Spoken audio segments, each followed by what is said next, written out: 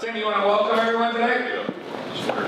Hey, thanks for coming out. My name is Tim Stanley, in case we haven't met, and basically what I want you to do today is just have an open mind. I mean, copiers have been out for about 40 or 50 years now.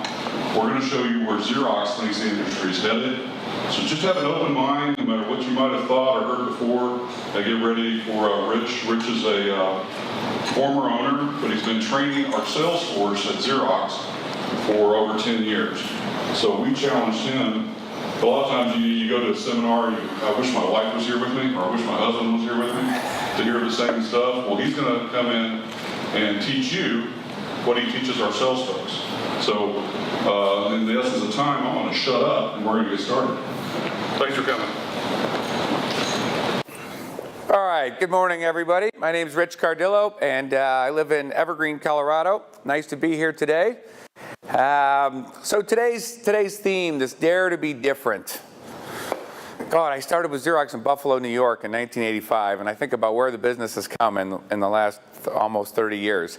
So today, you're going to see some crazy things. I'll probably get an oh wow out of some people today, and you don't get a lot of oh wows in the damn copier business. So we're going to roll. In addition to teaching for Xerox, I teach for a lot of other organizations too, but I do a lot of sales training for Xerox. I do a lot in the medical industry as well. Enough of that. Agenda, we are a touch behind, but we will pick it up. Registration, done. Opening introductions, done. What's new at Xerox? I'm going to speak for about 50 minutes on that. Talk a little bit about why you might want to hire Xerox to manage your whole printer fleet. And then Tim is going to share with you some of the new things they're doing at TDS. And then we got a great lunch back here, and then you're free to wander around the hotel. It's a crazy place.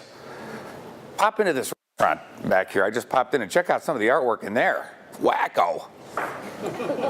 They got a moose in there built out of bamboo shoots.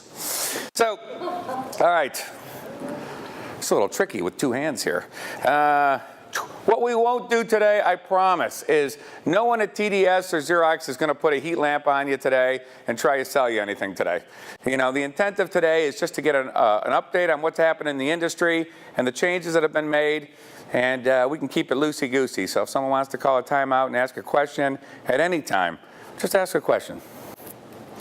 All right, I got some trivia questions built into today's presentation. Just to keep it interesting, we got an Arkansas Razorback question. Who wants the question? Chance to win a $50 gift certificate, for God's sakes. It's an easy question. So easy it's for, oh, there it is, one of the Yarboroughs. All right, here it is. Who am I? Comes in a little blurry, starts to focus. Bobby Petrino, he says. Studio audience, can we confirm that? That is indeed Bobby Petrino. Tim, show him what he's won. What you won is I'm a big member of the local trade partners. This is $50. We got 4 of these to go to any local restaurant and a local trade, and you can either get a new iPhone case or a TDS shirt. What's your choice? It's a 5. I'll do the iPhone case. You'll like this. The iPhone case is designed by one of my customers over in Siloam Springs. The cool thing is it's got a shade on it. So 70% of all cell phone repairs are to the glass. And this comes down. He designed it right over in Siloam Springs. Keith Berry. Tim, I said we weren't going to put a heat lamp on him and try and sell anything today, Tim. I'm not selling this. It just looks like he's got the gas turned up a little bit. Cool. It is very cool. All right, so not everyone in Denver, where I'm from, is happy about Peyton Manning. When Peyton Manning first came to Denver, we had just bought a puppy. And we named our puppy after the current quarterback that was in Denver, and his name was Tebow. And then 3 days later, we got Peyton Manning. We tried to change his name. He wouldn't answer to Peyton. He wouldn't answer to Manning, so he's the only Tebow that's still left in Denver. So, daring to be different, which we're going to talk about today.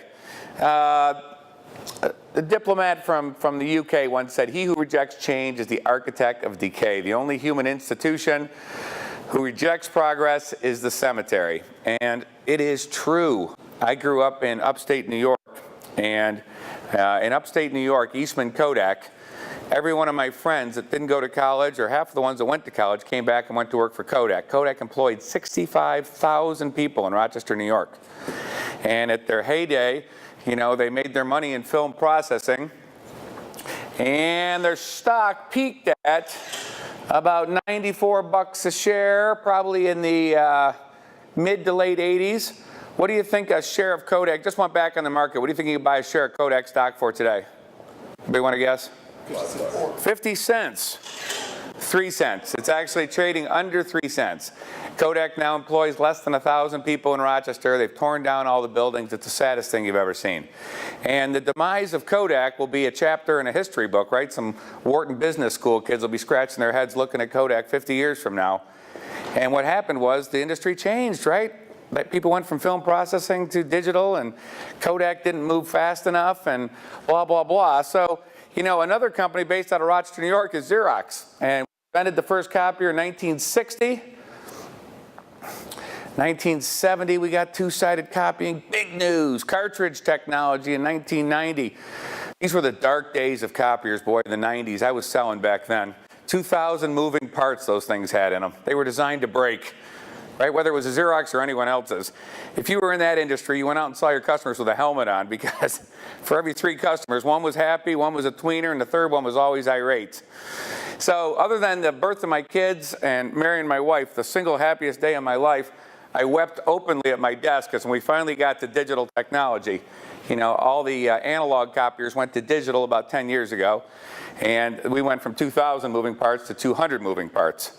So that was big news, and probably everybody in this room has something that looks like that, whether it's a Xerox or someone else's device in their office, and they're pretty damn cool, right? They collate, they staple, they do two-sided, they've got some cool things, but guess what? We've sort of hit critical mass on those too, meaning what can we do next? What could we do next? And Xerox was at an interesting junction because, yeah, speeds and feeds are putting people to sleep. So, you know, really, it's not too exciting.